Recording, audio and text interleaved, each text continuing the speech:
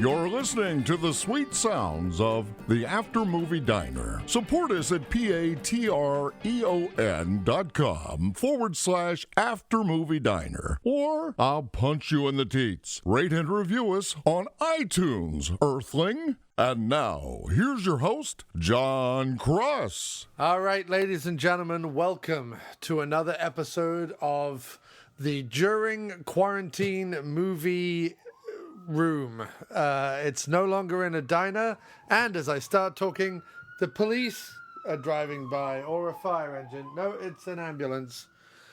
Another poor schmuck on its way to hospital to be thrown on the dung heap of the apocalypse. That's right. It is the During Quarantine After Movie Room, which is the new title of the show. And on this episode of our top 5 series, we have the King of Freedom, the Knave of Carpentry, and Lord of the Dance himself, Mr. Joseph Mayo. How are you doing, sir? I'm doing quite well, John. How are you? I'm hanging in there, sir. I'm hanging in there. As I say, on a daily basis, they whisk people to their uncertain demise, and our streets get clearer and clearer, and the buildings get more and more boarded up, and I mean, everything basically, Jay, is going to hell. That's basically what's happening. It's going to shit. And, no, this is what we always wanted. Not the people dying in quarantine part, but like everything else breaking down is pretty great, I think. Yeah, you think true freedom might crawl from the between the cracks of the sidewalk of the past? Well, you know what? Here's what it is. During the whole Y2K scare, we're like, oh man, the world's going to end and the government's going to shut down and computers won't work anymore and blah, blah, blah. So this is as close to that as we've experienced in our lifetime. So this kind of coming true 20 years too late, still pretty good. Yeah, it's fine. It really is. I've been saying that we all thought it was going to be aliens or World War III, and instead it's a pandemic. I don't know what's worse out of those 3 choices.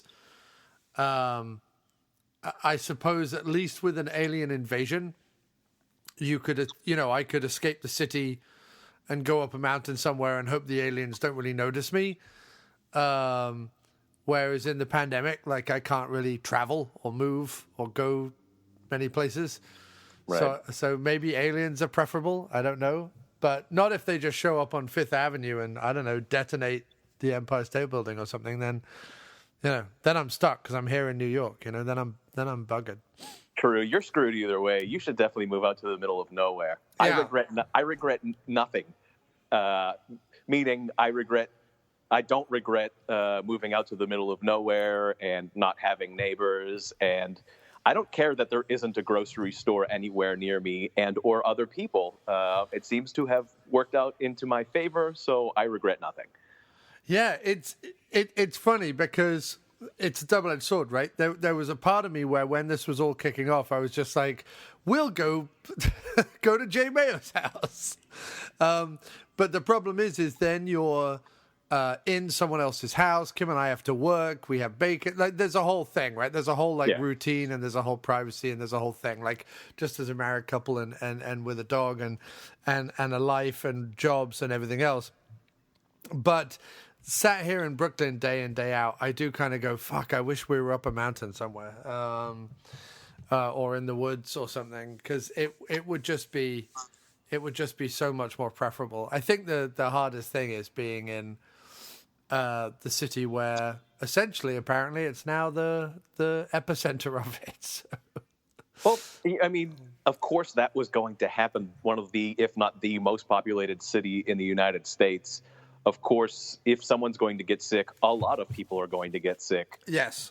So that sucks. It really does. Of course, you're in the mecca of stuff, right? You're in the mecca of art and cinema and culture and all of the things, right? You have all of the things, but you also have so many people. Yeah. So that when something like this happens, your grocery stores sell out quickly, and the most amount of people are going to get sick. So it's kind of a trade-off. Although weirdly, in terms of grocery stores, I would argue that while, again, I mentioned, this is probably the third or fourth podcast I've mentioned this on at this point, while it's certainly true to say that there's no fucking toilet paper, again, people, what are you doing with all the toilet paper, right? That you literally don't need any more toilet paper than the toilet paper you would usually use. I will give you one extra packet for the fact that you are no longer shitting at work, but you're now shitting at home. So I'll allow you one extra packet to bolster the fact that you're no longer shitting at work. That I'll give you. But what the fuck are you doing mass buying toilet paper? What is it? There's nothing about the illness that requires more toilet paper. You're not going to somehow be consuming more food. I mean, maybe more snacks. Let's say, even if you do one more shit a day than you're used to normally doing, you still don't need to buy out an entire supermarket's worth of toilet paper. And I would remind everyone, we're in the third week of this now in Brooklyn, and there's still no fucking toilet paper. So there we are very similar to the rest of the country, and in fact, lots of countries on the planet, because apparently the moment people panic, they immediately think of their ass. Like, I don't know what that is, because I don't have that part of my mentality. But I have 2 points to make about that. Number one, as someone who shits a lot regularly, and you can check my Twitter feed, I post pictures on the toilet all the time. I am not shitting any more than normal, and I will venture to say I am eating a little bit more than normal because I'm at home and I'm bored, and I eat when I'm bored. Comforty, so there's certainly not more shit happening, so that can't be it. And but the other thing I have to say about that is this is exactly what you want to happen. It's people showing how stupid they are and how unprepared for life they are when they decide, oh, I might not be able to get things from the grocery store. What's the first thing I need to buy? Toilet paper. Yeah. Not bottled water, not canned food, not things that are shelf stable. Toilet paper. Good. I hope you buy all the toilet paper. For those of us that shit regularly at their own houses anyway, we already had toilet paper because we know you don't buy it one roll at a time. Right. That's the other question. Who are the people who the moment the virus hit was like, we have no toilet paper? We had like we always have. I don't know about you, Jay. I assume you're the same as me. I always have toilet paper in my apartment. It may only be 2 or 3 rolls, but there's never a point where I'm like, we don't have any toilet paper. It takes like the least amount of planning to not run out of anything in your life. Anything. I've never run out of gas in my car. I've never run out of toilet paper in my house. Like, these things, all it takes is a little bit of awareness of things around you to be prepared. And I don't mean for like 6 months at a time. I just mean I've never run out of toilet paper in my home, because when I start getting low, I put it on the grocery list and I buy it the next time I go to the grocery store. And you buy 6 rolls. You don't, or maybe you buy 12 rolls, but you don't buy 250 rolls. No. And I also don't buy one roll, like, oh, all right, I'll just take a couple of squares for now and I'll get some more later. Right. Like, you buy the normal amount. The normal amount. So, yes, while Brooklyn does unfortunately fall into the same idiot character of the rest of the country where people have been stockpiling toilet paper, I went to the grocery store today. There was fresh vegetables, there was meats, there was canned goods, there was bags of chips, there was bread, there was milk, there was all of the things, Jay, in the supermarket, except toilet paper and hand soap. Hand soap, I understand, but there was no toilet paper. And I'm like, well, I know you're not buying more food to shit more because there's all this food on the shelves. Yeah. Like, if the food was selling out exponentially the same as the toilet paper, you would see a correlation. You would be like, this guy came in, bought 500 hamburgers and thought, I'm going to be shitting a lot. and then bought the toilet roll. But that's not what's happening. The 500 hamburgers are still in the freezer. The toilet roll, on the other hand, gone. Completely gone. That's people showing their stupidity face value. I don't know how to plan. Even after people are telling me you don't need to buy all this toilet paper, people are still fist fighting at stores for the one pack that comes in. But like I say, Jay, like, even if we go, okay, I will allow everyone to have a massive brain meltdown the Friday we find out that we've got to go into quarantine, right? And buy all the toilet paper. But 3 weeks in, you must be sitting in the corner of your room looking at all the toilet paper you bought going, well, I'm not going to need this because guess what? I've only used 2 rolls in the last 3 weeks. I don't need the 1,000 rolls I bought. So I ask, when this supermarket in Brooklyn only really services a small area of the neighborhood, there's another supermarket 2 blocks over and another one 2 blocks over the other way. Who in this neighborhood is buying all the toilet paper 3 weeks in? Because surely you look at the stockpile you have for the first weekend, you go, that was a really bad decision. I can't pay the rent now because I have 7,000 rolls of toilet paper. God, I'm not one to be like, good, fuck everybody. I hope everybody dies. However, if someone were to lose their home because they couldn't afford it because they bought too much toilet paper, good. You deserve that. There's certain people that deserve things, and most people don't deserve anything bad happening to them. However, if you fist fought somebody in a store to buy toilet paper and as a result you lose your home, good. We're just putting the world to rights right now, J. Mayo, and I love it. Absolutely. I love our certainty about everything. For example, that first Friday night when I went out in the supermarket was absolutely packed and everyone was going crazy and just going mad and buying anything that they could get their hands on. I guarantee nobody needs 15 cans of Goya black beans, but they have them now. I bought a 6-pack of toilet paper, like 6 rolls in a pack toilet paper. And we had already 4 at home. In the 2.5 weeks that we've been home, do you think I've opened that 6-pack of toilet paper yet? Absolutely not. Absolutely not. Do you think we still have 1 roll left from the 3 we already had and the 6 left that I bought 2 weeks ago? Well, if you don't, that means you've been eating it. Yeah, right, exactly. Which I wouldn't be surprised if that happens. But I have to applaud the online stores for cutting down on price gouging and people trying to sell on their toilet paper because fuck those people as well. Fuck anyone trying to profit off this current scenario and other people's massive stupidity. I don't want either of those things to be the case. So. Agreed. I must say, I also went grocery shopping this week. We were recording this on a Friday. I went on Tuesday, and believe it or not, it was the least amount of people I've seen in any grocery store in a very long time. Now, keep in mind, I live in Massachusetts, and on Monday, I went on Tuesday, and as of Tuesday, 6 o'clock in the morning, almost everybody was on lockdown other than, medical people and people keeping the city running, police, fire, all that kind of stuff. Pretty much everybody else was on lockdown as of that morning, other than you can go to the gas station or the grocery store, that kind of thing. And it was completely empty. I mean, not the shelves. There was very few people out. Now, hopefully that's a good thing. Hopefully people were just scared to go out of their house, especially first day of official, hardcore quarantine. But for the most part, everything was on the shelf that would normally be on the shelf.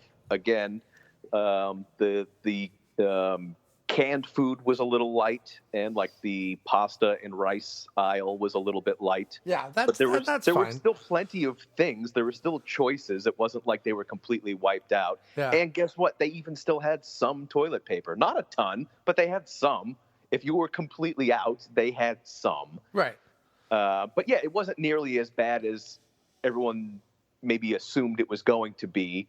Now, I will say I drove past a grocery store today, and the parking lot was completely full. So maybe people realized, all right, now we're, officially 4 days into hardcore lockdown. Nobody goes to work, and maybe we actually are eating a little bit more than we would normally be eating because.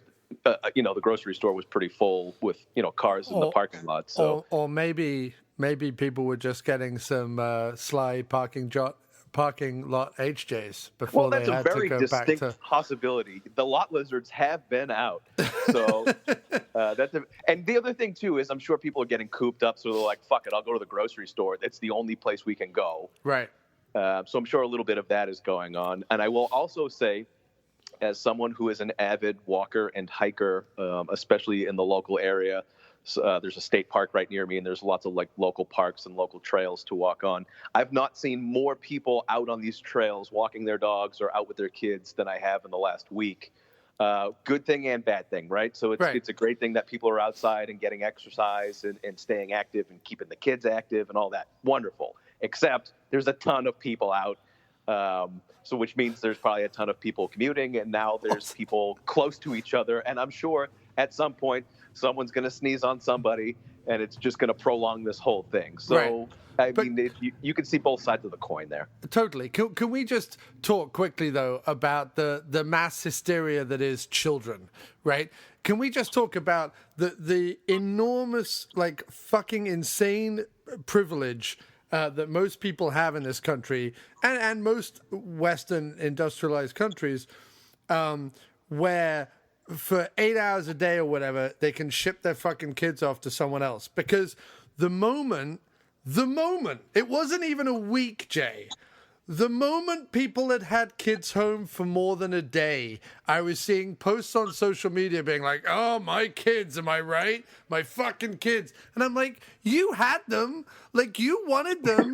You go about this whole thing with the whole fucking, oh, my family's great, my family's wonderful. Yeah, your family's great when you want to pick them up, do whatever you want to do with them, put them down again, and then go about your business. Like, the moment you have to actually spend any quality time or fucking, God forbid, teach your children something. I mean, oh my God, can you imagine having to teach your child something, Jay? Jesus, what a strenuous chore that is. Fuck's sake, homeschooling, oh my God. I mean, the entire society broke down in 2 fucking days having to teach their own children. And also, the last thing that I've noticed, I'll let you comment on the kids thing in a second, but like the last thing I've noticed as well is this whole like fucking run of memes going around being like, who would have thought that it would be the least paid and the lowest workers that would really save us in this time of need? And I'm like, okay, what world have you been living in? Of course it's the nurses and the grocery clerks and the fire people and everyone else who keep the country running. If you thought billionaires kept the country running, you're a fucking moron.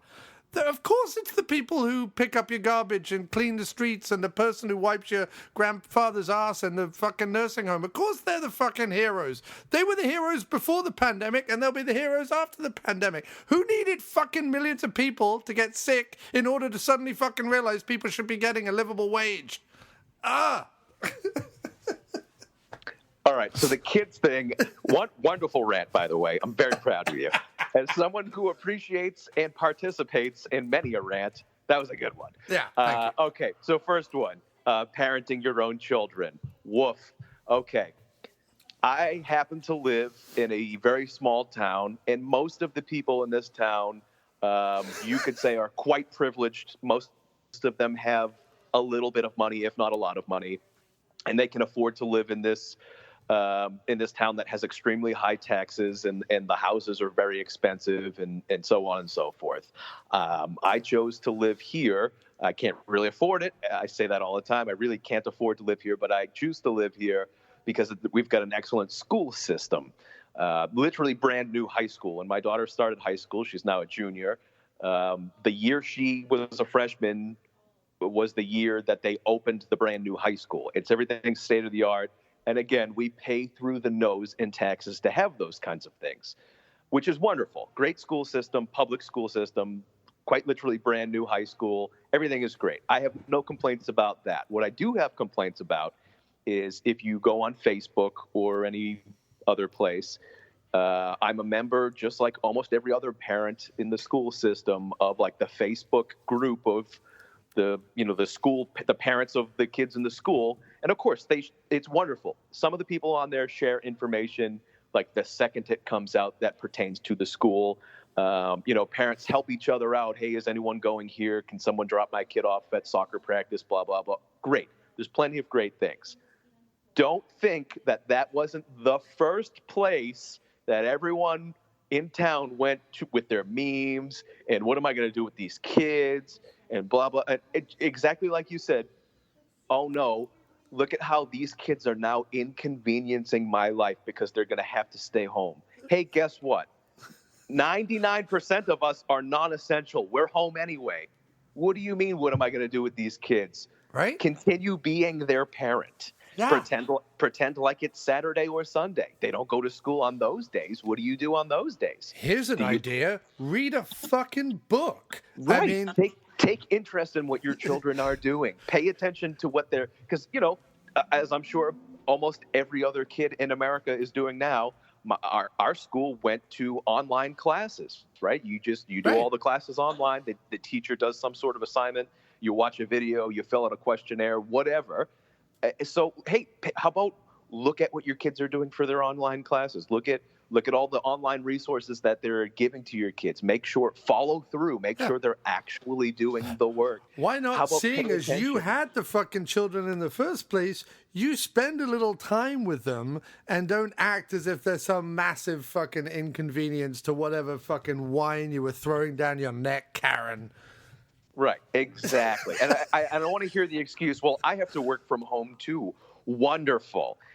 If you happen to have the kind of job that you can work from home, and let's do devil's advocate. Let's say you have certain work hours you must perform, right? You have to do online meetings, or you have to take phone calls, whatever it is. Or you're a sex worker.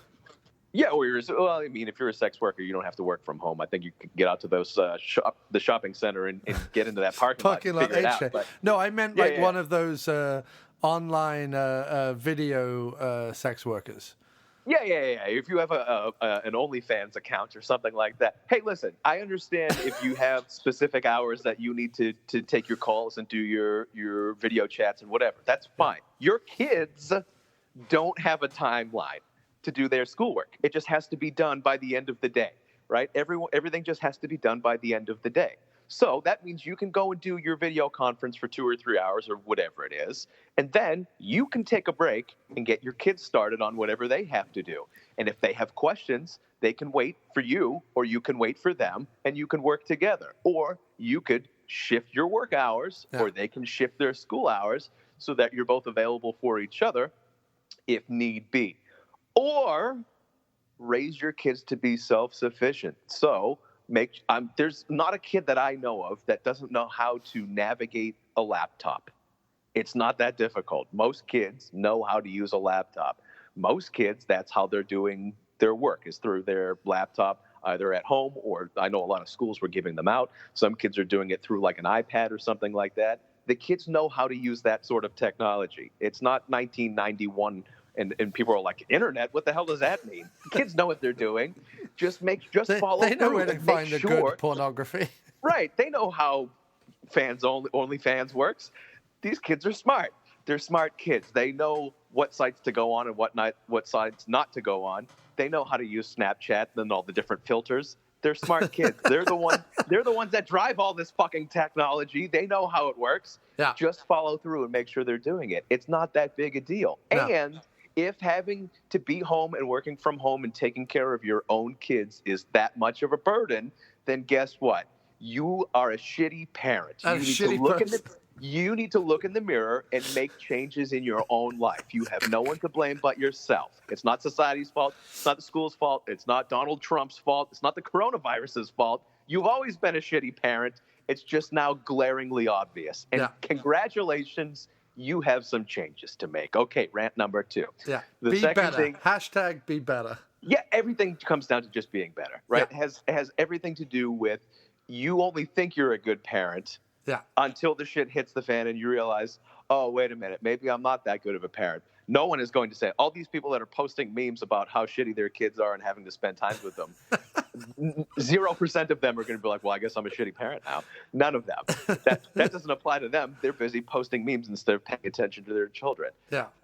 So there's that. And I already forgot what the second thing that you ranted about, but I'm sure I can also rant about whatever it was.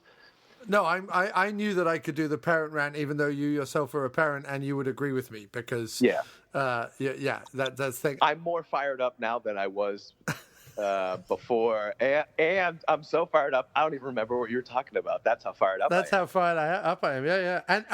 And if the worst really comes to the worst, and you're that shitty a person, feed your children the excess toilet roll and kill both things with. John. All right. I didn't want to say this, but I'm going to say this. The same people that are posting about how shitty their kids are the same people that are buying up all the toilet paper, and I think that's pretty obvious. Yeah. Furthermore, I remember now what your second rant was about. Furthermore, to touch on your second point, it's not the nurses of the world. It's not the guy picking up garbage of the world. It's not the guy sweeping it's not the janitor cleaning the school floor to ceiling right now. It's none of those people that are posting that. And you want to know why? They're too fucking busy cleaning up and making sure that we can go back to work and your kids are safe back at their school and that you're getting treatment at your hospital and so on and so forth. It's none of those people. It's none of the people who we all of a sudden realized are fucking crucial to our existence. It's none of those people. Yeah. It's the people that can afford to be home with their kids. Not financially. I mean, it's the people that don't have, quote unquote, essential jobs, people that can work from home, people that, whether they're white collar or blue collar, people that are home that are like, what am I going to do with these fucking kids? Those are the people that are also buying up all the fucking toilet paper and all of the canned goods and all of the pasta. And then it's just going to sit in their house and fucking rot. And then they're going to throw it all away. 6 months from now, they're not going to even know that they have those cans. Right. Because they will have clubbed their children and their husband to death with it. Yeah, let's hope so. I hope the kids club them to death. Once again, not unlike the Y2K thing. I hope this is like the breakdown in society where kids realize like, I got shitty parents. I'm gonna have to kill them. Yeah, just fucking shitty parents. No, it's the whole suddenly we realize that nurses are important thing blows my fucking mind. Because what did everyone think they were prior to this? Or like the person who checked. Oh, also the assumption that people have suddenly figured out that grocery clerks are worth a damn means that prior to this scenario, they were the assholes that looked down on grocery clerks, like being a grocery clerk was somehow not as good as being whatever bullshit fucking Wall Street cocksucking job they had. You know what I mean? Like, it was these people who would go to the grocery store and be like, I don't have to make eye contact with this person or be nice with this person. I'll just fling them my fucking Amex Gold card, fucking buy my Grey Poupon and fuck off. You know what I mean? Like, it was those people, and those people are the worst people on earth. They were the worst people on earth before the virus. They're still the worst people on earth. We see them all for who they are now, because they're like, I didn't fucking realize that Janice, who jocks a register in the grocery store, was important, but now Janice can't be it because she got sick, and now I don't know how to get my more toilet paper that I need to buy. And it's like, yeah, because you were a shitty person to fucking Janice the whole time, you cocksucker. Wow, that was once again, John, excellent rant. You flourished with a cocksucker at the end. How rare! I like it. I'm just saying that like, oh man, when we were in our office, like, or whenever I've done an office job, the people who suck up to the boss just fucking suck. I was always befriended, and I'm not, again, this doesn't make me like some great person. It doesn't make me a hero. It's not me trying to be like, look at me, blah, blah, blah. I just mean, like, in general, the good people are not the people you need to kiss their ass to get an extra fucking, grain of salt from them when they're feeling generous enough to actually pay you for the job you're doing. The real good people are the people who are like, stocking the vending machine or cleaning the bathroom or fucking whatever. They're the fucking people, right? Befriend those people. Be good to those people. Be nice to those people, and be one of those people. Like, I've swept my fair share of floors and cleaned my fair share of bathrooms in my day. Like, also, everyone does that retail job when they're like in their teens or their 20s. Who forgets so quickly? Like, the shitty people used to come in. How is it that we get, like, some people get to their 30s when they finally have the office job or they finally have the suit job or whatever, and they're just shitty to people. And I'm like, you were that dude 10 years ago. You were the guy behind the counter or the guy sweeping up the restaurant bathroom or whatever. Like, you were that dude, like, a minute ago, like, in the span of human evolution, a millisecond ago, you were that fucking asshole. So stop being a dick. Why is it we all, you know what I mean? Anyway, sorry, Jay. I've gone off for yet another. I just feel like I need to purge myself of these opinions, because from the fucking, head on down, the assholes are scurrying from the woodwork and revealing themselves in the bright light. And I just want to fucking firebomb those assholes and just watch them just fucking burn. No, well, as do I. However, I'm going to say this about that. It's a good time. And I will tell you why it's a good time. Because these people are showing themselves to be who they really are. That's important. To see who is still looking down at the grocery store clerk, and to see who is posting memes about how shitty their own kids are, and to see who is complaining about the fucking government not already giving everybody free money for no reason. All of these people that are essentially a waste of society are showing themselves to be the garbage humans that they are. And that's important, because now we all know. So those are the people that we actually need to look out for. It's not... Although if someone is giving out free money, Jay, I will take it. Yeah, listen, I'm not saying I don't want free money. That's not what I said. I said the people that are complaining that they already don't have free money are the people to watch out for. Right, no, I get you. No, so, and look, and before people think that we're... I think it's an important distinction. However, I think it's more important that we're paying attention to the people that are still outright being shitty and buying too much toilet paper for no reason and complaining about their own kids, because those are the people in 6 months from now, or whenever this gets better, those are the people that are still going to continue to be assholes. Yeah. And those are the people that we need to continue watching out for. Yeah. Exactly. I completely agree, Jay. And, before people think we're being flippant, we know that there's a third group of people who are home because they can't do their job right now and have no money. We know that is like the shittiest of all scenarios. Yeah, so, I'm one of those people. Just for the record, I am certainly one of those people. Yeah. So while we're going... I'm not home because I get to work from home. I'm home because there is no work for me right now. Right. And so over to your top 5, Jay.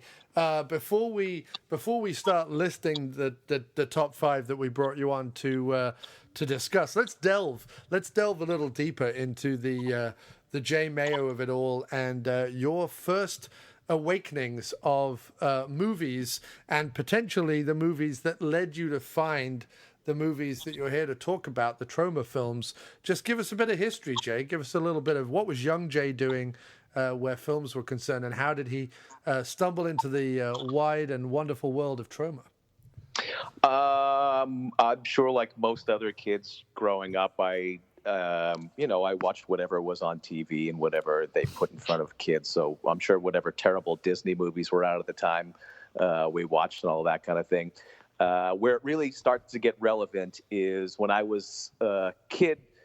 My parents hated taking care of me, not unlike these people that are posting on Facebook. And getting wanton parking lot HJs whenever they want. Yeah, so no, raised by a single mom, so I would go and live with my grandparents over summer vacation. Not unlike people now. Some of the people that are fortunate enough to still be going to work, they have to figure out what to do with their kids if they're home all day, every day. Obviously, we were in that situation, as a lot of people are over summer vacation. As a single parent, you have to figure out what the fuck am I going to do with my kids while they're on summer break from school. So I went and lived with my grandparents quite a few summers in a row.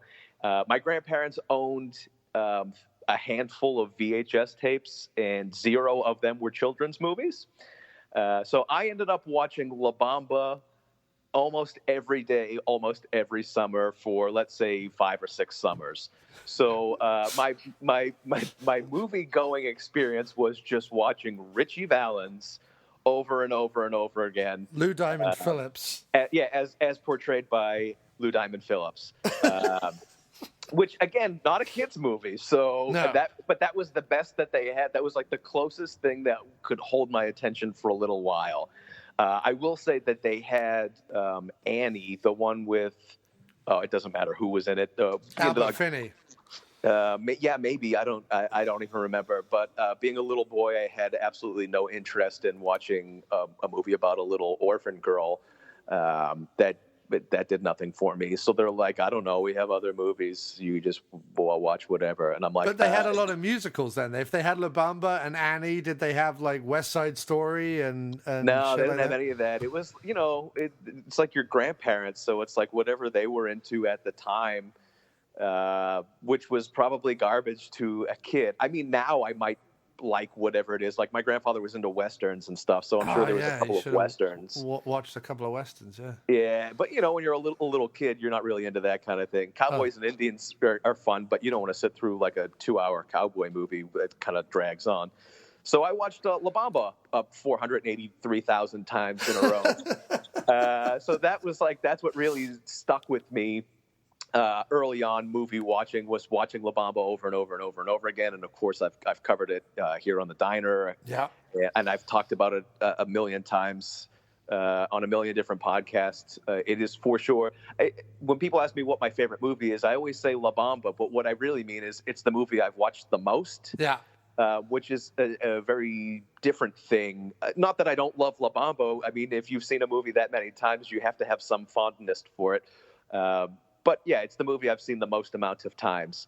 Cut to a few years later, the local Boston, one of the local Boston major channels, ABC, NBC, one of those, late nights on either Friday or Saturday night, I don't remember which, but they would do like late night weekend monster movies. They started playing monster movies. And at some point, it transformed from like the Creature double feature over to the Troma hour or whatever they called it. It wasn't an hour, but it transformed from just general monster movies to specifically Troma movies.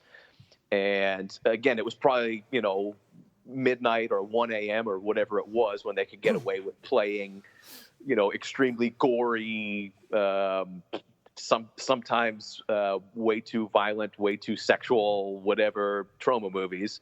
But that's the first time I remember seeing Troma because it was just on regular TV. Of course, it was edited for TV.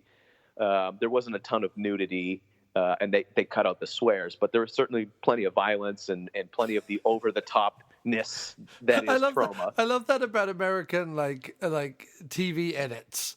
They're like, no swears and no nipples and no swears, nipples.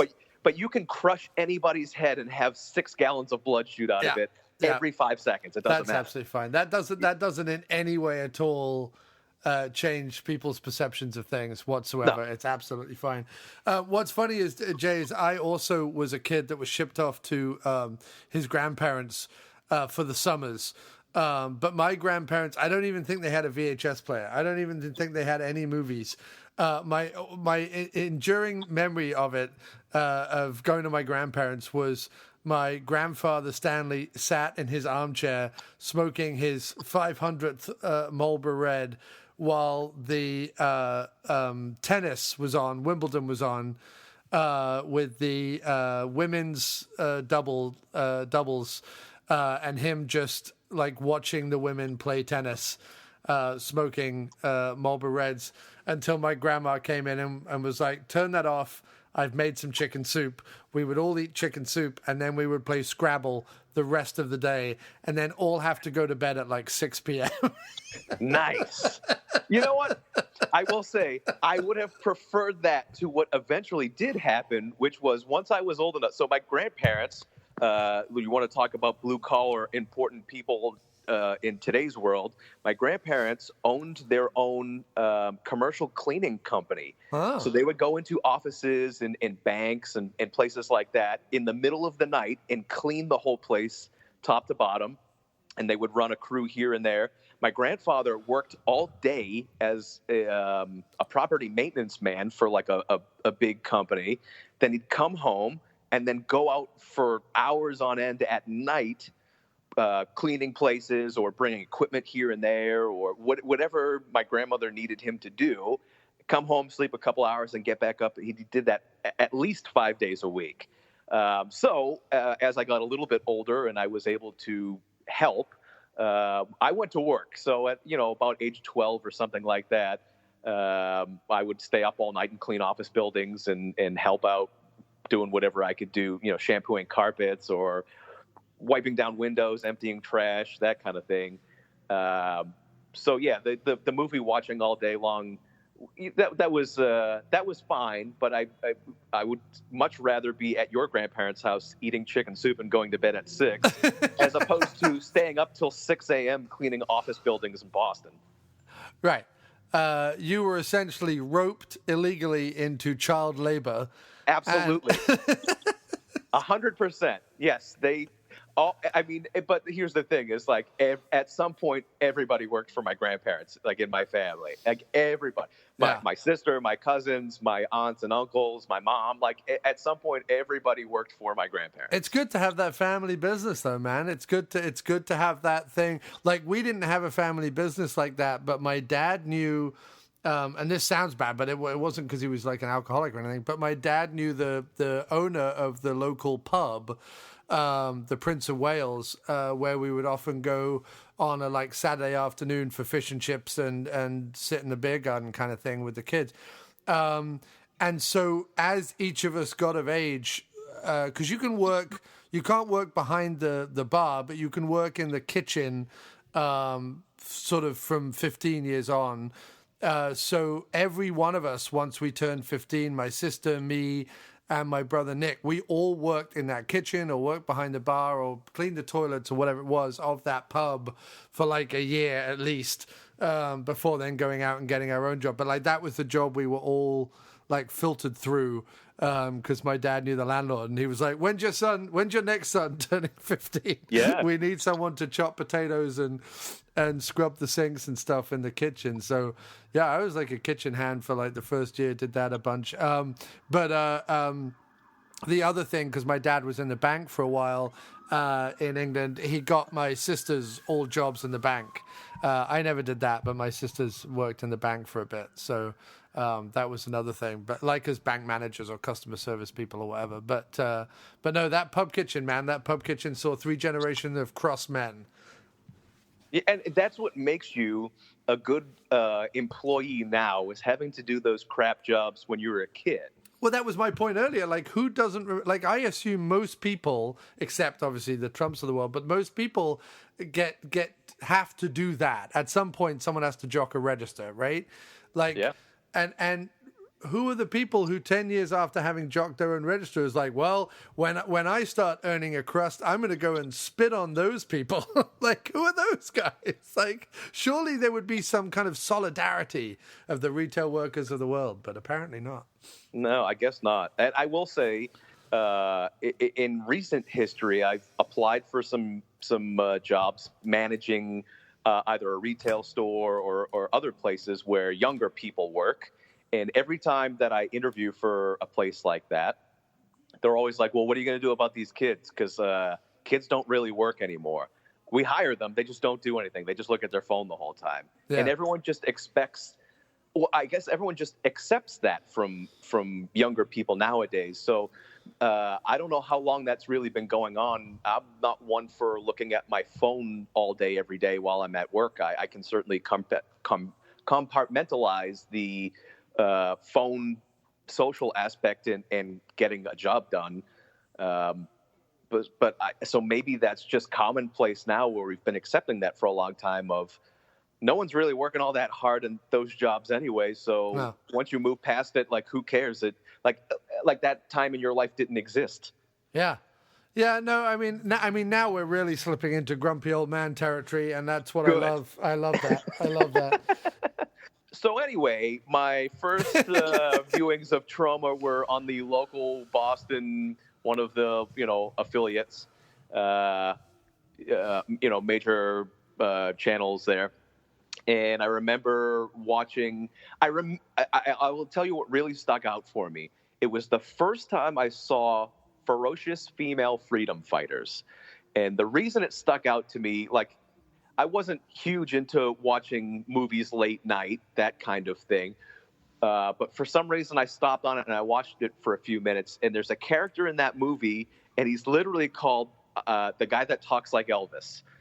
So it's it's an Asian like kung fu type movie that is basically like women's wrestling, fighting or whatever, and they kind of get sold into this fighting league and what have you. And then there's a bunch of guys that are either trying to get the women to fight each other or save the women. There's two different groups, but there's one guy that just talks like Elvis, so it's all overdubbed in English, and it's all completely ridiculous dialogue to the point of like the guy that talks like Elvis is like, "Hey, I'm the guy that talks like Elvis.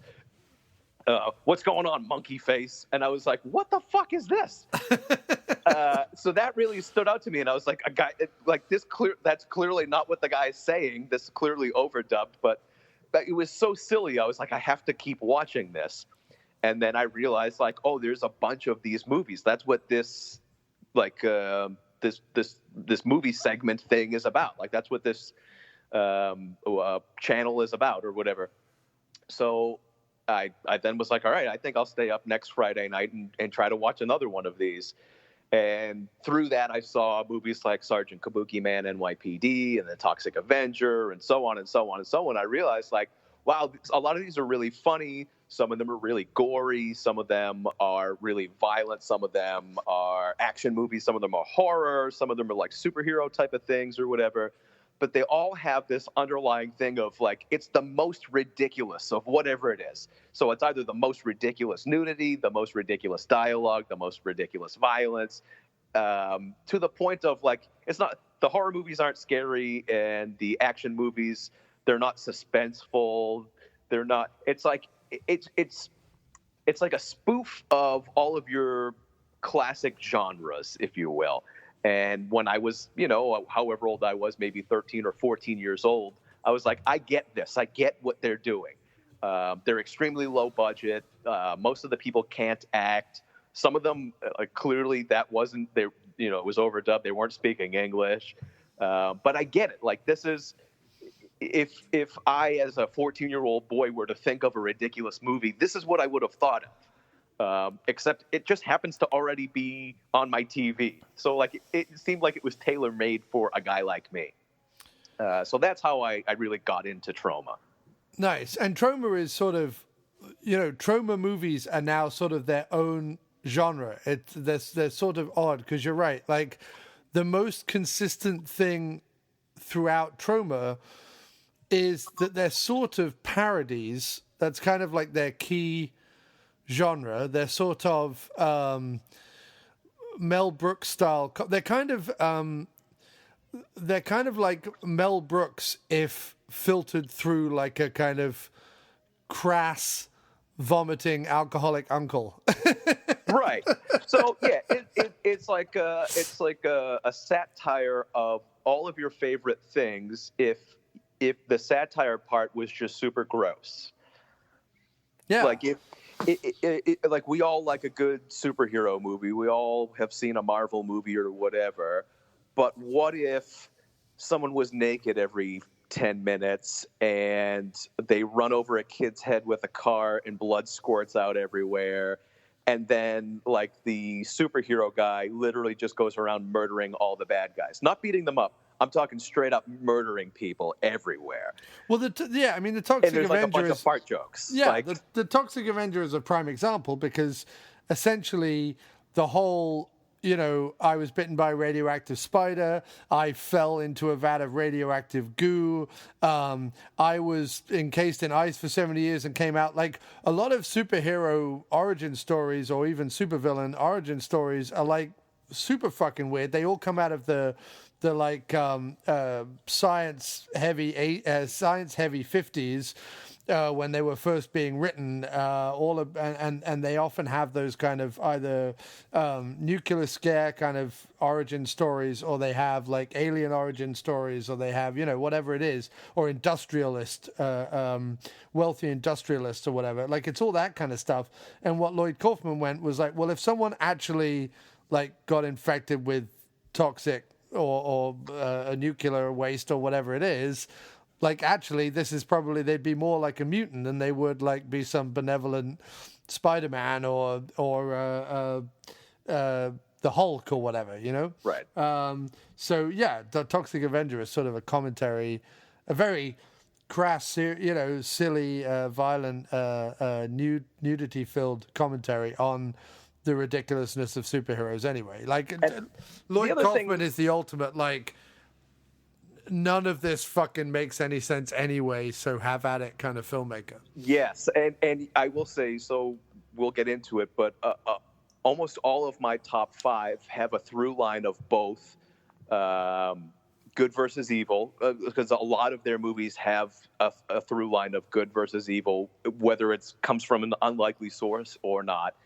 But the movies that Lloyd actually makes, because we can get into how Troma actually re-releases a lot of things and purchases films and all that. But the movies that the principal owners of the company, Lloyd Kaufman and Michael Herz, the movies that they actually make, a lot of them are social commentary.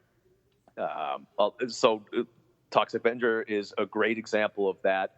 But whatever's going on in the world at the time, whether it's politically or socially or in films or whatever, they put those aspects into their movies. They do it in a much different way than most people would do it, but they put those things into their movies. And you can read into as much or as little as you want in any of these movies.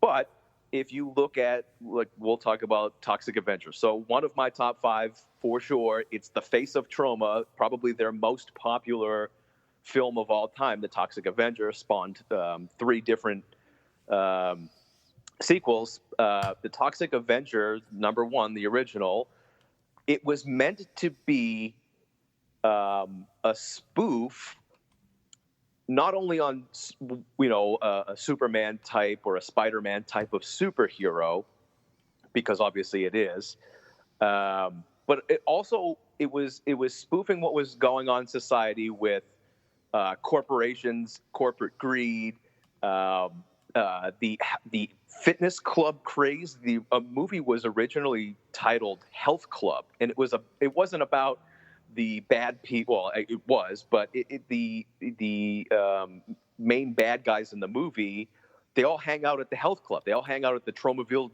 Health Club, and then they go on to, you find out that they're running people over with their car for thrills, and they end up picking on the janitor. Once again, it always goes back to the janitor. He's always the hero, whether it's in these movies or in real life. The janitor ends up being everyone's hero. And they pick on the nerdy janitor, and he tries to kill himself. He jumps out the window because everyone's making fun of him, and falls into some barrels of toxic waste, and that ends up transforming him into a monster that also happens to be like a hulking strongman, and he uses his physical strength to defeat all the bad guys, whether it's the mayor of the town or the people, the patrons of the gym that are killing people for fun, or so on and so forth, all the bad guys throughout the movie. But it really is a social commentary on corporate greed and bullying and the health club craze. And like there's points where the people in the city government are not only corrupting each other in that, like, they're trying to sell off land to put in toxic waste dumps and this and that, and everyone's in on it, from the mayor to the assistants to the people that own local businesses and all that kind of thing. But also, like, there's a guy in the gym selling drugs to people, selling steroids, and like they convince like kids to do terrible, like have like little kid gangs and so on and so forth. So everything that goes on in the world, the Lloyd Kaufman made Troma movies always have those things in it. So it's not just a movie that has boobs and squirting blood and this and that. You could read into that as much as you want. You could say, like, I like this movie because there's boobs every 5 minutes, or I like this movie because they crush people's heads, or I like this movie because they use the F word and they fart a bunch of times. Like, I like all those things. 14-year-old Jay loved that. 40-year-old Jay loves the fact that they can literally have a character in one of their movies that is literally a fascist pig. Like, I get that. Like, 14-year-old me got the dick and fart jokes. 40-year-old me gets, like, the fascist pig reference. Right. Like, and you believe it or not, there's a ton of depth in a lot of their movies. Now, some of their movies I can't speak for. Ferocious Female Freedom Fighters, not on my top 5. It was just a silly thing for them to do. They bought an Asian action movie, and then they overdubbed it with silly dialogue, and it made it a totally different, funny movie than it was. It was a straightforward action movie before. Then they overdub it, and it's just silly. There's nothing to read into that. It's just a silly movie. But the ones that Lloyd make, you can read into as much as you want, and there's always a protagonist and an antagonist. There's always a through line. There's always something in these movies. So yes, there's not a lot of money and not a lot of production value, and most of their actors are amateurs, if not their first movie ever, or volunteers or whatever. But I think there's a ton to these movies that I love. Yeah, and I mean, Lloyd Kaufman he's not unique in the sense of there are plenty of not plenty, but there are many that you could name sort of independent film producers like Roger Corman and obviously Lloyd, and then Charles Band.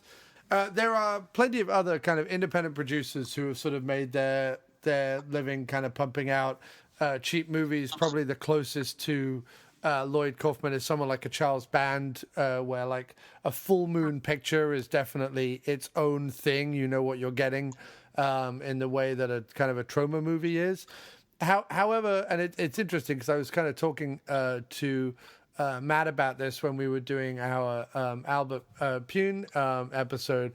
But like, unlike something like a Charles Band, where he's like, does it have dolls or shrunken people in it, and are they killing people? Great, we'll make that for $500,000, put some tits in it and get it out. Like you say, Lloyd is writing, directing, shooting, producing, and very often acting in these things all the time. They all have some level of like mad or weird or whatever social commentary. He himself is an incredibly intelligent, eloquent guy who also can make a great shit joke or a great vomit joke, and has a wonderful kind of anarchic attitude, and also is a salesman, like just sells his Troma stuff all the time. It's part of his pattern now. Like, it's just, sometimes you just can't talk to Lloyd without him kind of immediately slipping into, have you heard about Shakespeare's Shitstorm or whatever it is they're trying to sell this week. Absolutely. He goes from Lloyd Kaufman, the producer, director, writer, to Uncle Lloydie the salesman very quickly, which is the only reason that his company still exists. Right. If he didn't do that, because no one else is pushing for Troma films. There's a small handful of us that like it and will continue to buy it, but no one else is going to be like, hey, let's write a glowing review of Shakespeare's Shitstorm. That's not going to happen. So he's the only one going to bat for him. And you're absolutely right. I mean, he's really one of very few people that I can think of that is doing what he is doing, in that he's literally he's doing it all, and he kind of always has been. You talk about independent film. Not a lot of people are the writer, the director, the producer, the marketing team, the everything. As to where Lloyd, on a lot of his movies, he wears all of the hats, not some of the hats, all of the hats. And that's difficult to do. But on top of that, writing a movie that has 15 dick and fart jokes, but also has like heart, that's extremely difficult to do. So there's plenty of people that can produce independent movies, and there's plenty of people that can wear 2 or 3 hats. But how many people can do that for 45 years? Right, and he's pivoted like really successfully with every new kind of wave that's come along. And you've got to remember that like at a certain point, something like a Toxic Avenger, while no, it wasn't Spider-Man or Superman, it did have its own cartoon TV show. It did have a ton of merchandising. Like at one point, like that was, there's a reason why Toxie is their unofficial mascot now, or even official mascot now. And yes, there were other stuff like Class of Nukem High and Sergeant Kabuki Man NYPD that were big kind of video rentals throughout the 80s. But, you know, there's a reason why he's gone back to the Toxie World time and time again, because it really did... like, I remember the Toxic Avenger cartoon series before I even knew what Troma was or where it was coming from. And I know that in the 80s, like, everyone was getting a cartoon series. Ghostbusters got a cartoon series. Rambo got a cartoon series or whatever. But, like, for the Toxic Avenger to have a cartoon series, like, that's pretty iconic at that point if you're a little low-budget indie filmmaker from Brooklyn. Absolutely. And more so to that point, yes, all of those things are correct. However, Ghostbusters, Rambo, all of those other things, maybe with the exception of Rambo, all the other things that they were quick to make a cartoon about, Toxic Avenger came out in 1982. I don't think the Toxic Crusaders, the cartoon series and video game and all that, it didn't come out till many years later. And the Toxic Avenger is fucking rated R, like hard R. Yeah. Like hard R. They shoot a dog in the movie. They show them shoot a dog in the movie. Like, what other movie can you think of is that violent, that sexual, that gory, and all that? And they're like, you know what this needs? Saturday morning cartoon. Like, that speaks to the maybe the social relevance and the home video rental of the time of how popular it was, and the tenacity of Lloyd to keep pushing and pushing and pushing and be like, hey, listen, people really love this. We should do something else with this. Let's keep pushing forward. They ended up making Toxic Avengers Part 2 and 3, which came out simultaneously because it was supposed to just be Part 2, but it was so long they made 2 movies out of it. But that was around the same time that they came out with the cartoon and the video game and the toys that went along with it and all that kind of stuff.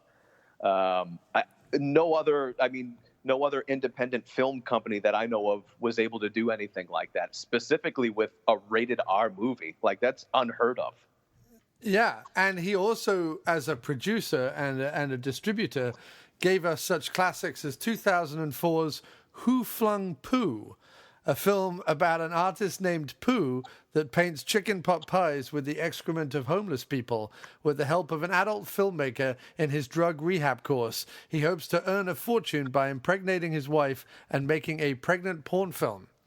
That was written and directed by Giuseppe Andrews and stars the famous Sir Bigfoot George. And thank him for it. What a wonderful movie. I've not seen that one. There are so many Troma movies. I have not seen them all. You know what? You know what's a really good one? And I'll fucking go to my grave saying this. There's a movie called Butt Crack, and Mojo Nixon is in that movie, and it's fucking good. I don't care what anybody says. It's funny. It's silly. There's a character named Butt Crack. Okay. And he might be a little bit slow, and he comes back as a zombie and doesn't know he's a zombie, and he haunts his roommate. It is funny. It's silly. It's everything you hope a Troma movie would be. It's not a Troma made movie. It's a Troma team release. But they'll buy and distribute anyone that's doing anything independent and different and weird, and that should see the light of day. They do a great job of that, of getting movies that wouldn't otherwise have as wide a reach, because let's be honest, most of the movies that they purchase already had a release, whether it was self-release or whether it was limited run or whether it was 45 years ago and no one liked it then or whatever it was, and Lloyd gives that movie a second life, and so many more people can now watch that movie, whether it's through their streaming service or they can buy the physical DVD or Blu-ray through their website, or they have a YouTube page that has a bunch of movies on it or whatever. So, they do a wonderful job. He also produced and distributed Don Dola's Night Beast, as well as the documentary about Don Dola, Blood, Boobs, and Beast, which I will also always be very grateful for. The Troma and Full Moon, whenever I tell people this, they always kind of think it's amazing because I guess Blockbuster Video was different in the UK, or certain Blockbuster Videos were different in the UK than they were in the US. We had a Blockbuster Video in our university town that, sure, on the walls would have the 500 copies of Die Hard or whatever the new movie was, like 500 copies of Harry Potter or whatever was coming out at the time. But had rows and rows in the middle of it was a huge store. It was a huge store. Had rows and rows in the middle of straight to video stuff or Backcat stuff or whatever. And that was, for me, even though I was already kind of into B movies and certainly I'd been into film since I was very young. But once I finally got to High Wycombe, of all places, in England, which was a right shithole, but did have this amazing Blockbuster Video, it was films like Troma films and like Full Moon Features, like the Trancer series I remember finding, the Toxic Avenger series I remember finding, but also stuff that they had put out that really was just, like, I saw the good shit of Troma, but I also stuff like Nymphoid Barbarian and Dinosaur Hell, which is one of those movies that is so fucking disappointing because she isn't nymphonic in any way at all. There are dinosaurs. I will give it that. There are dinosaurs. But it's not particularly hellish. She's not typically barbaric in any way, and she's certainly not nymphonic. And I remember we all rented it one night, and we were like, oh my God, this is going to be so good. This is going to be so good. It's going to be so much sex and dinosaurs in this movie. It's going to be called. It's called A Nymphoid Barbarian in Dinosaur Hell. Like, how hard is it to make a movie? Like, weirdly enough, the hardest part of that movie is the dinosaurs, and that they had. Like, I would have assumed that the thing that they wouldn't have had would have been the dinosaurs. You know what I mean? Because that's the most expensive thing to do. But no, they had stop motion dinosaurs, the Ray Harryhausen style stop motion dinosaurs. But what they didn't have was nudity or her fighting anyone. And like going out into the woods and filming someone fighting or fucking, it's like the easiest thing to do.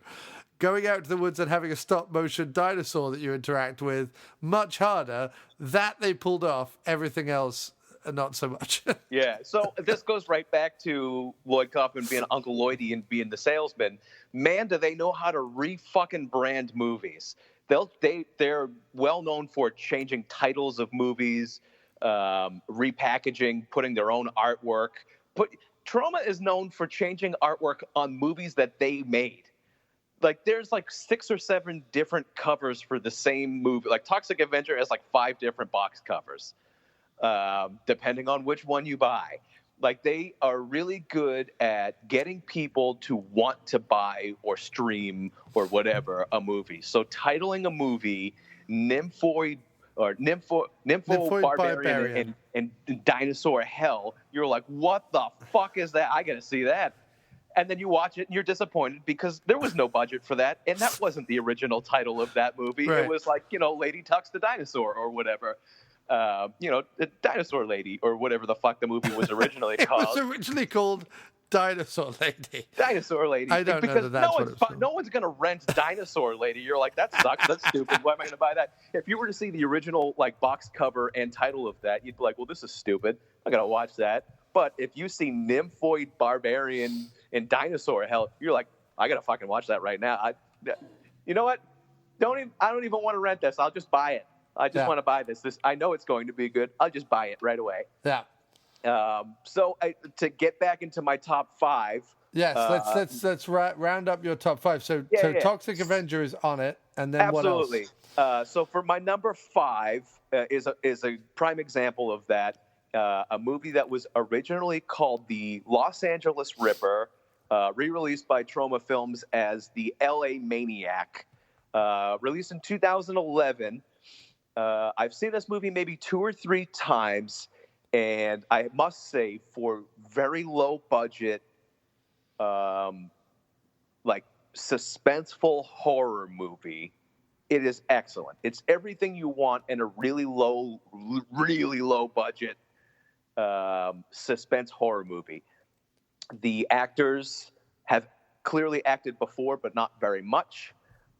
Their reactions, their dialogue, all that is natural. They're not overacting. They're not polished. It's like conversation. The main character, the murderer. I mean, it's pretty clear right away which guy is the murderer and what's going on in the movie. They kind of spell it out in the first 5 minutes or so. Basically, the story is a girl moves from the Midwest to move in with her cousin in Los Angeles. Her cousin's a party girl. She introduces her to all of her friends at the nightclub, including her drug dealer. It turns out that her drug dealer is also a serial killer, and he's going around killing all of this girl's friends. And at some point, someone's either going to stop him or everybody that she knows is going to die. I won't spoil the end, but I think it's pretty obvious what happens. But everybody in the movie, they react and they speak to each other the way that normal human beings speak to each other. There's not a lot of set locations. There's not a ton of special effects because there aren't really none, other than some video editing type of thing. There's not a ton of practical effects, just clever camera angles and things like that. It's low budget horror the way that you would want low budget horror to be as a viewer. Anyway, like if you had $10,000 and you had to make a horror movie, this is the best you could possibly come up with for $10,000. It's a really good movie. It holds your attention the whole time. The serial killer is so believable as a serial killer. It's kind of funny in a couple of the scenes. There's one scene where the two cousins are at the beach, just having a beach day, and the guy shows up to sell the cousin cocaine, and the guy never takes off his fingerless gloves. So he's wearing a Speedo, the smallest Speedo you've ever seen, and fingerless gloves. And like, he's so blissfully unaware of how unattractive he is. He's just going about like talking to people like, "What's up? You want to hang out later?" Or like, it's funny. It's believable. You feel for all the different characters. Again, there's a through line of good versus evil. Not a lot of social commentary. It's a Troma team release, so it's not one of Lloyd's movies, but absolutely excellent, and I highly recommend it. So that's my number 5. Number 4 is a movie called Decampitated. Now, I'm not sure if I've covered this for the diner before or not. I've never heard of it. The LA Ripper and Decapitated were the two I'd never heard of. Yeah, so this is on Tubi TV, available to watch on Tubi TV right now. Oh, sweet. The Decapitated? Yes. Oh, excellent. I highly, highly, highly recommend it. Okay, we've all seen a movie where people go camping and there's a bad guy in the woods picking them off one by one. This is no different than that, other than this is the silliest version of that.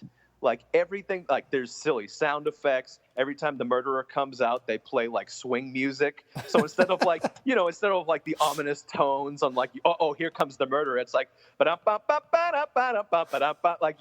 it's so the opposite of the stereotypical campy horror. Teens go into the woods and slowly get picked off by the murderer. The murderer, like, instead of like stalking people, like he skips through the woods, like he's having a fucking silly time.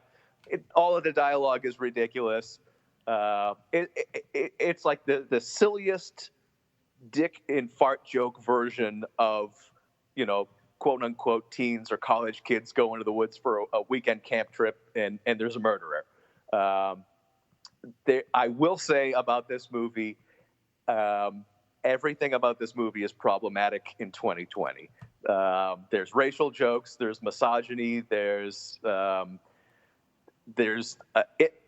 any sort of inappropriate joke that can be made about someone's sexuality, someone's race, someone's religion. All of those things are in there. Not saying that that's okay to today's standards, but when this movie came out in like the late 90s, or I think it was like 97 or 98 when it came out, apparently those things were still okay, especially in independent cinema. But it really is just a silly, funny, good time version of that. On top of that, what this thing has going for it is if you like late 90s hardcore, like punk hardcore, there's an excellent soundtrack. And every time there shouldn't be like the band Hatebreed playing, that's exactly when they're playing.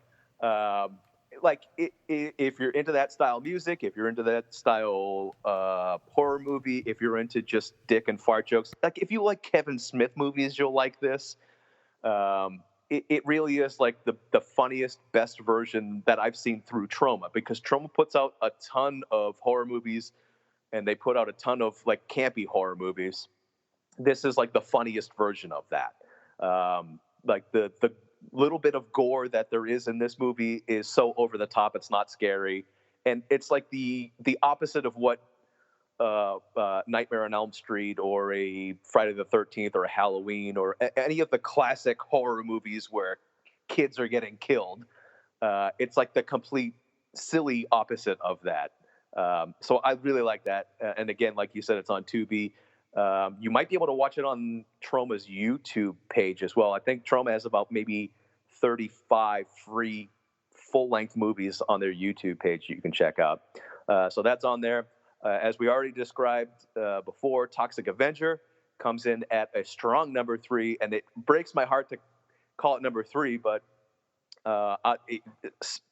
specifically because it's like the face and the most popular movie that Troma has, but it's certainly a classic.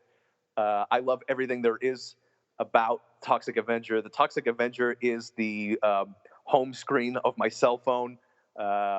Toxic Avenger represents everything that Troma has become. So like all of the staples that you would find in any future, because it was made in 1982, any of the staples that we now know, we would say like, well, clearly that's a Troma movie, all started with Toxic Avenger. Everything from the Troma head crunch up into like very specific dick and fart jokes, reoccurring cast members, things like that. All started with Toxic Avenger. It's absolutely classic. If you're going to watch any of the movies in my top 5, I would recommend starting there. It is Troma. The Toxic Avenger is Troma. So it's number 3. Number 2 on my list, Surf Nazis Must Die. Now, I hate having to say this out loud. It's not the best movie. It's not even like the number 2 movie on my list in that I think it's wonderful. It just has a sentimental attachment to me, which is why I ranked it so high. I remember watching it with my cousin on TV and thinking, like, what the fuck is going on in this movie? It's post-apocalyptic California where surf gangs are taking over the beaches and hopefully taking over the town at some point once they can start taking over the beaches. There's a bunch of different surf gangs, including Nazis. There's samurais. There's like tie-dye hippies. There's what I like to call a little bit neon gang, because the only thing that distinguishes them from any other of the gang is on their wetsuits, there's a little bit of neon. That's it. So it's the little bit of neon gang, and they're all interfighting. But on top of that, the surf Nazis are going into town and selling drugs, and they're also straight up murdering people, including but not limited to an African-American gentleman that just happened to be running down the beach, at which point the plot twists into it's a revenge film because this gentleman's mother, who just went to a nursing home, decides to take revenge on the surf Nazis, and she's going to kill all these surf gangs. So spoiler alert, she does. She ends up wiping out the entire surf Nazi gang one by one. Little old African-American senior citizen lady ends up killing an entire youthful Nazi youth gang of surfers.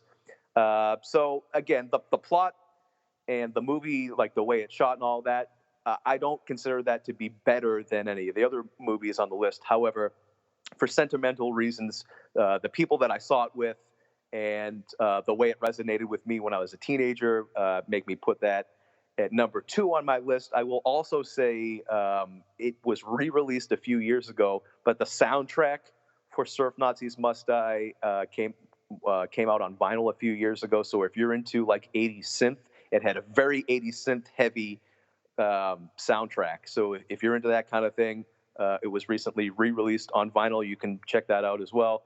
And my number 1 with a bullet has to be Tromas War. Now, John and we covered this on the After Movie Diner years ago. The first time we met It was the first film we ever watched together. Actually, yes. Not it the was first time we met. Not the first time we met. But Sorry. certainly the first time we ever watched a movie together, it was Tromas War. It's hands down my favorite. It's Now, quick question. Did we do the La Bamba episode before that? We did, didn't we? Yes, but we didn't watch that. We did La Bamba and Elvis, the biopic Elvis. But we watched them independently when I came to New York for stand-up. And then we did that episode. But Tromas War was the first movie that you and I watched together. In a hotel room in New Hampshire. Correct, yeah. In the middle of a road trip, we decided, hey, it's 3 a.m. and we're both tired. We should watch a movie and then talk about it first thing tomorrow morning. And we did. At the best cafe in New Hampshire. Absolutely. I absolutely, that's hands down my favorite breakfast place in all of New Hampshire, the Stairway Cafe in North Conway. But Tromas War, it's an action movie. Again, if you want to go back and listen to us talk all about it, you can go back to that episode. The reason that I love Tromas War, several reasons I love it, but I think hands down the biggest thing that you can take away from this is all the shit I've been talking so far about how genius Lloyd Kaufman is in doing social commentary and all that is, I think Tromas War is the epitome of all of that. All of those things came together in this movie, and Lloyd Kaufman has gone on record and talked about the reason that they wrote the script for Tromas War the way it is this was his way of saying, like, hey, everybody that loves Ronald Reagan and is glorifying war and is pushing us towards war, and they're all about corporate greed and trickle-down economics and all of these things that are eventually going to be the fucking downfall of our civilization. This is the manifestation of that. Like, they literally put this movie together to show people, like, hey, this is what it's about. If you think that war is the answer, we're going to show you what these people would look like. And again, as I mentioned earlier, there's literally a fascist pig. One of the characters has a pig nose. He's literally a fascist pig. There's corporate greed. There's mentions of terrorism, and there's mentions of like the spoils of war and all these kinds of social things that were going on at the time in 1987 when they filmed it.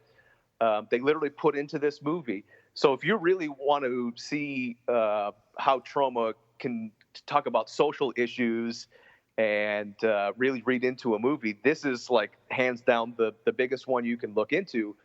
On top of that, it's an awesome action film where the good guy wins in the end, which watch any Troma movie, that's pretty much, or watch any movie, that's pretty much how things go, right? Where the good guys defeat the bad guys in the end.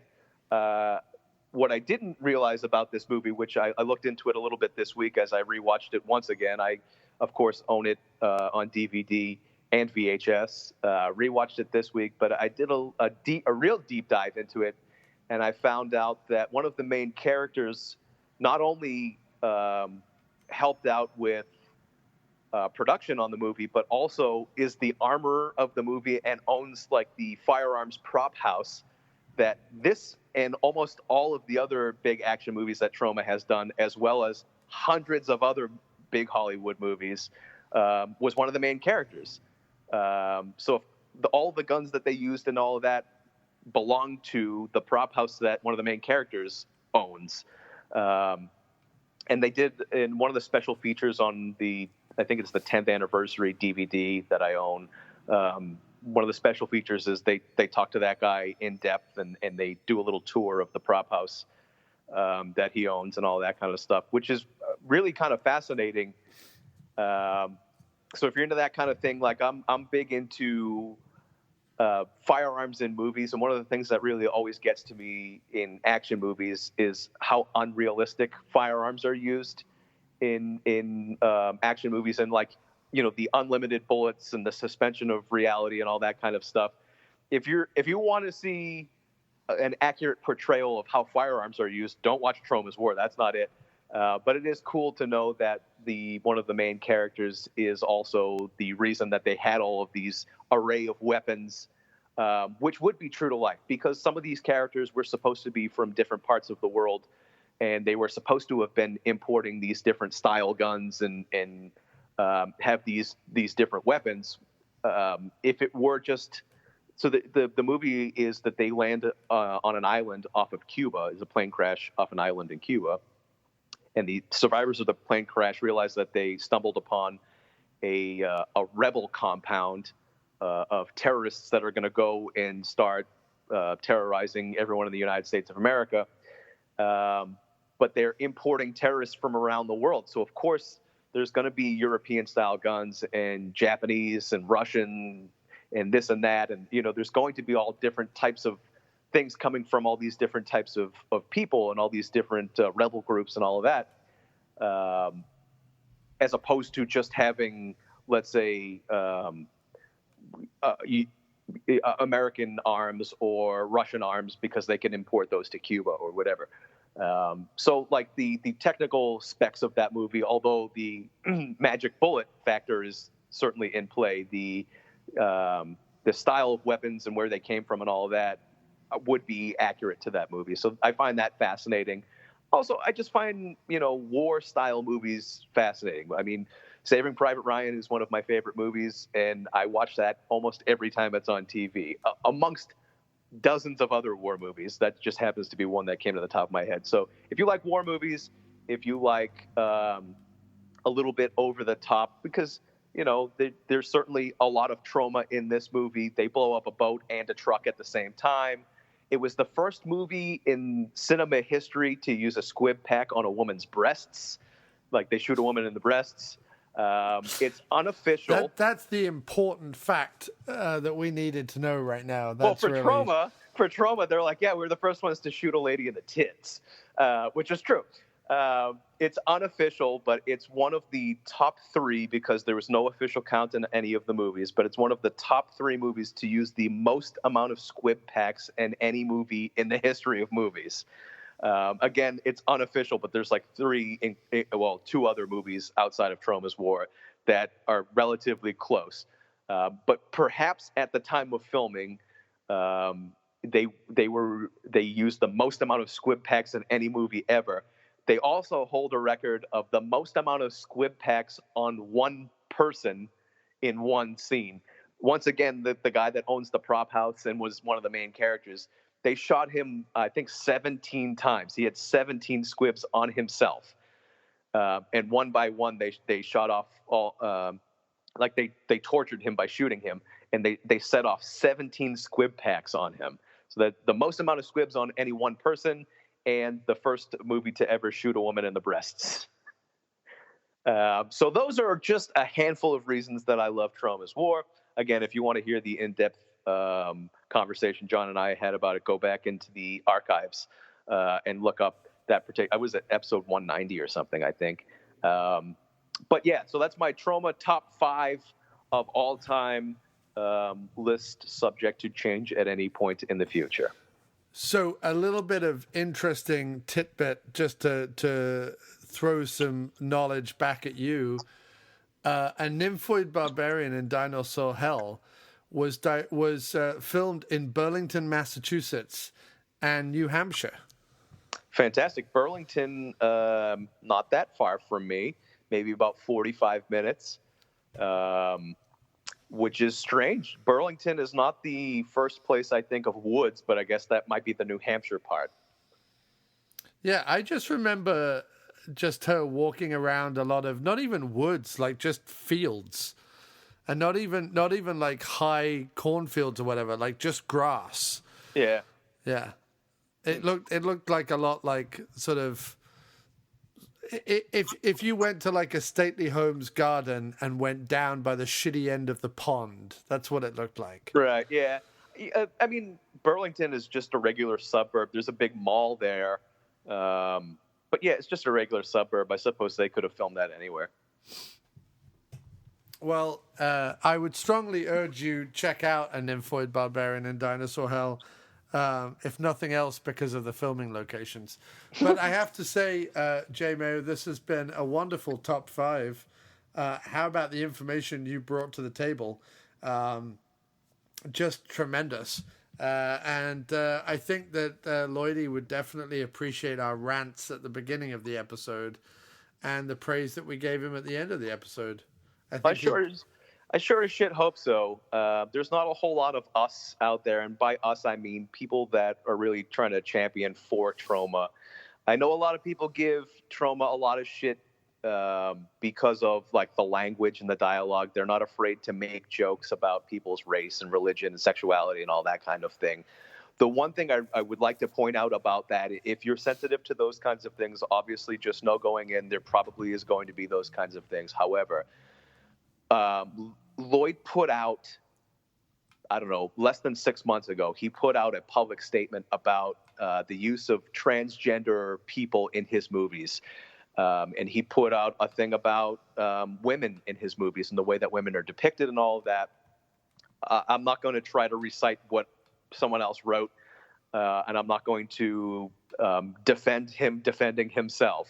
However, for 45 years, this man has been putting out movies and using women as leads and putting transgender people in almost all of his movies, including a war movie and all of these other movies. Almost all of the movies that I put on my list had a transgender actor in it. So for someone to give them shit for saying like, well, you're making fun of these people and all of that. Yes, sometimes there is a joke about people's sexuality and things like that. However, he's putting these people in his movie. He's not making light of the person. He's featuring these people in his movie. Is sometimes they're a joke to their expense? Sometimes, not always. But there's also a joke to everybody's expense in the movie, not just the transgender person or the woman or like the powerful woman lead or whatever. So he unafraid to stand up for himself, but also unafraid to feature, quote unquote, not the normal, not the patriarchy and what Hollywood puts forward. So you have to respect a guy that's been doing this for that long and stands his ground. Like, listen, these people have been in his movies, and he stands by them, and he stands by the writing of the movie and everything that the movie is saying. If that's something that offends you, okay, maybe these movies aren't for you, and that's okay too. But also, let's not give the man shit for featuring transgender people in his movies for fucking 40 years. We should be celebrating that. Yeah, I think Lloyd. I mean, first of all, if anyone's actually seriously ever heard him speak, he is, a very broad-minded liberal intellectual. This is not a guy who is Yes. This is not a guy who is attacking any of the things, whether it's LGBTQ community, whether it's the transgender community, whether it's the female community, whatever it is. He's not attacking them, like actually attacking them in any regard at all, and is often very political on his social feeds about the things that, like I say, liberal intellectuals tend to be political about. Secondly, he subscribes to the philosophy that, anyone who is overly,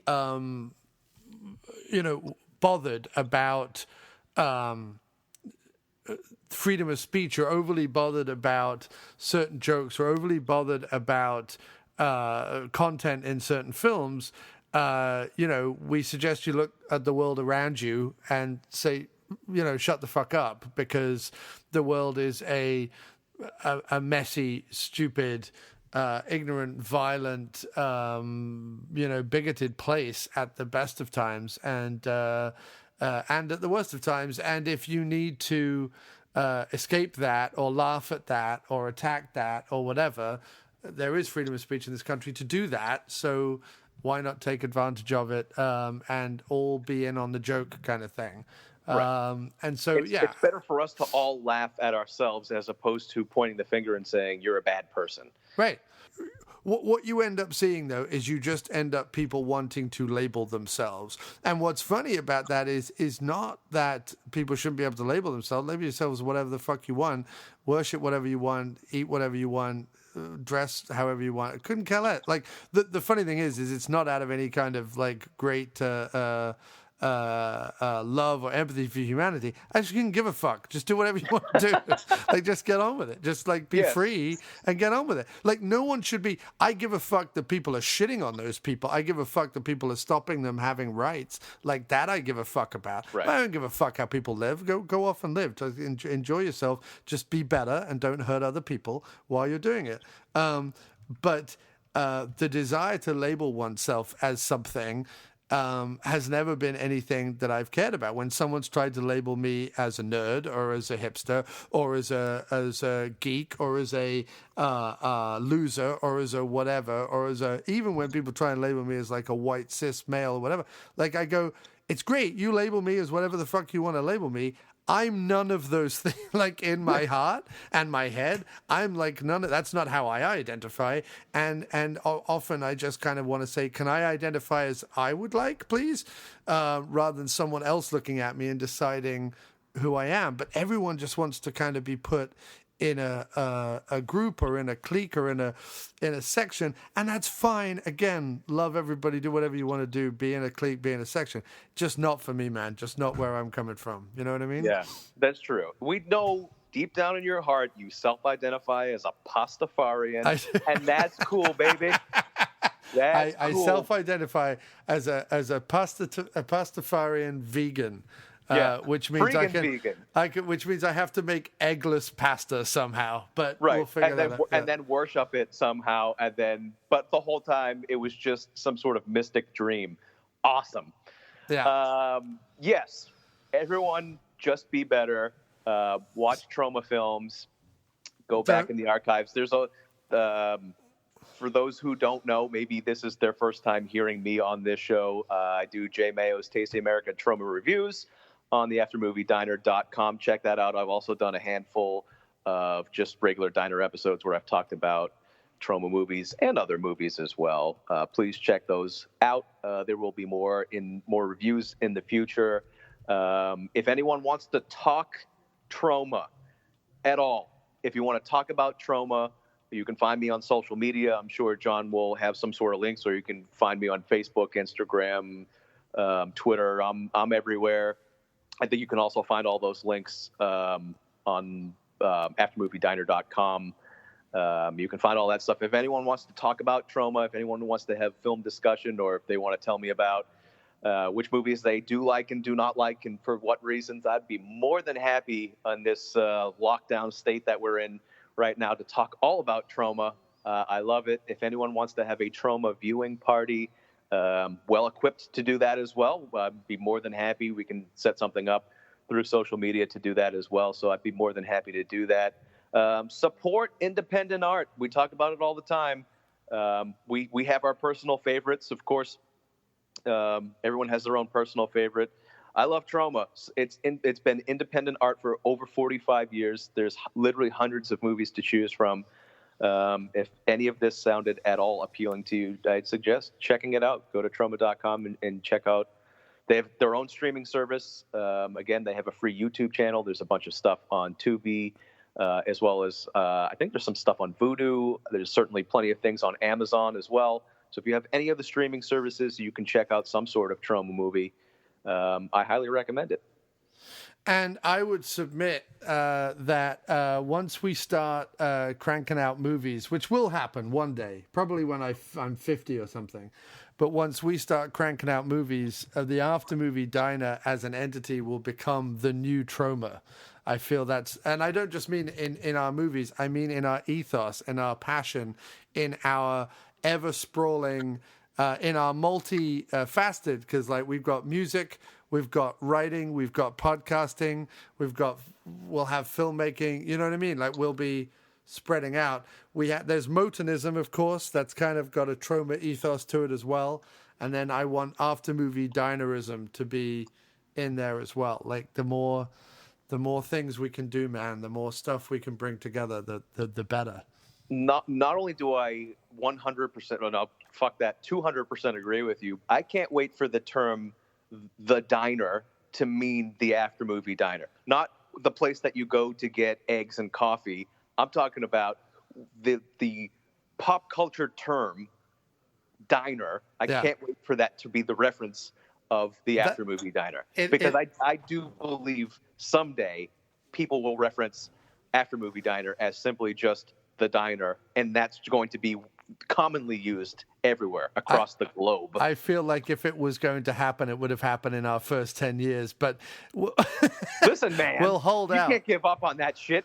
You have to keep pushing. If Lloyd has taught us anything, it's that you just have to keep pushing forward. Yeah, except that Lloyd had his greatest success early on and has managed to spread out from that, whereas I've yet to have any level of success whatsoever. So the chance that 30 years in or something will suddenly hit the gold mine, I don't know. This is a marathon, not a sprint, my friend. It is indeed. 2 points before we hang up, sir. And I don't know if anyway. Let's say goodbye on the show, and then I need to chat to you about a couple of things. But Jay, it has been a true pleasure to have you on tonight's show, talking all about Troma films. If you think of another top 5 that you want to talk about during the quarantine situation, you are more than welcome, as always. Open door here at the diner to have you back on. It's always a thrill. Sir, thank you so much. Oh, thank you very much, John. I really do appreciate you having me on and allowing me to flap my gums about Troma. One last thing before I get out of here, and I'll do this very quickly. While everyone is still under quarantine for however long this is going to be, I understand that a lot of people are out of work and all of that, and I understand these are extremely stressful times. With that being said, the idea of what we talk about all the time of being better really hits home for a lot of people right now. Get outside, exercise your body, exercise your mind. That'll keep you in positive spirits. I went out and took a 12.8-mile walk today, almost 13 miles in the woods, just to keep my mind and my body moving forward and moving in a positive direction. I highly recommend that for everybody. If you're finding it hard to get that motivation, find me on social media. Yeah. And I will be more than happy to give you a little bit of positivity and motivation to keep your spirits up, keep your mind and your body moving in that positive direction. And one quick shout out to our friend Owen up in Vermont. I see you out there, buddy. I see you getting out there in the snow and hiking and walking and being physically active every day. That's what it's all about. It's all about, you don't necessarily want to get off the couch, and I understand that it's kind of scary, especially for people that live in big cities and all of that. But keeping that positive mental attitude and getting a physical and mental workout is just as important as buying toilet paper. So hashtag be better. Hashtag be better, definitely. And if you do live in the city and you want to get outside and be energetic, I would just please ask that you go find a bush to have a violent wank in. Don't do it on the street corner because that is problematic for people walking dogs and children. Find a bush, have your HJ in quiet peace, and then go home. You do that. Don't do it on street corners. That's all I would say. Right. That's just a word of advice to city dwellers during this time. I mean, if you live on a street maybe with trees on the street and you can surreptitiously hide behind the tree for a few minutes. Well, climb the tree and jerk off if that's what you're going to do. Yeah, right. And absolute last thing I'm going to say before I get out of here, and I'm sorry, I know I'm an idiot. If you've made it through this far, God bless you. But the last thing I'm going to say before I get out of here, other than goodbye, is I too want to remake the Poseidon Adventure. It was remaking beyond the Poseidon Adventure. Either way, whatever Jim said, I agree with it. He's right, you're wrong. That's on that. All right. Well, fuck you, Jay. Fuck you too, John. I love you. I love you too. All right. So that was a fantastic episode there with Joseph Mayo. I hope you all enjoyed that. And to finish off the show, it's yet another song from the album I'm putting up song by song for free on SoundCloud. The link will be in the description on the show. But go check it out. It's an album called We're Working on It. There's 6 tracks right now. Once there's sort of 10 or 12 tracks, I'll throw it up on Spotify and all the usual places But for the moment, there are 6 tracks over on SoundCloud. What's coming up now is the next one. Thanks ever so much for listening. Thanks ever so much for your continued support. And stay happy, stay healthy, stay inside, stay home. All the best.